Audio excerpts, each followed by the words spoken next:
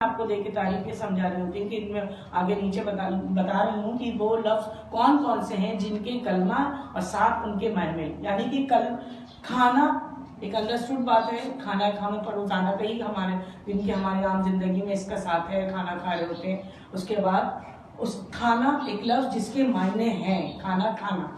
वाना पढ़ेंगे हम, वाना जो कि महमिल है जिसके कोई मायने नहीं हो इसके साथ, यानी कि कलमा खाना और महमिल वाना। इसी तरह दूसरा लफ्ज काम, अंडरस्टूड। जो भी काम हम कर रहे हैं अपनी जिंदगी में सुबह से शाम तक लेकर हमारे जितने भी स्कूल से घर के रिलेटेड जो भी काम होते हैं सब में वो शामिल काम। वाम महमिल जो कि जिसके कोई मायने नहीं हो।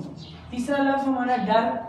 डर बच्चों को भी चीजों से, बात बच्चे किसी चीजों से डर जाते हैं या किसी घर में या कहीं पर भी, ये डर कोई लफ्ज है जिस चीज का खौफ है, किसी चीज का डर, लेकिन वर्ग के कोई मायने नहीं है। इसी तरह फल जो कि हम खाते हैं, फल खाना भी चाहिए, सेहत के लिए हमारे अच्छे होते हैं फल। और अल्लाह ताला ने दुनिया में बेइंतहा बेशुमार फल, हमारी हर चीज हमारी सेहत के एतबार से बनाए। वल के कोई मायने नहीं, फल के मायने हैं और वल के मायने नहीं है। पानी हमारी जिंदगी का हिस्सा है जिसके बगैर हम जिंदा नहीं रह सकते, ऐसा और इसका हमारे लाजमी हमारे इसके साथ जिंदगी के साथ साथ सफर हमारा पानी का साथ चल रहा होता है। पानी जिसके कोई मायने नहीं, पानी वानी। खाना वाना, काम वाम, डर वर, फल वर, पानी वानी। ये हो गया हमारा कलमा और महल। Thank you.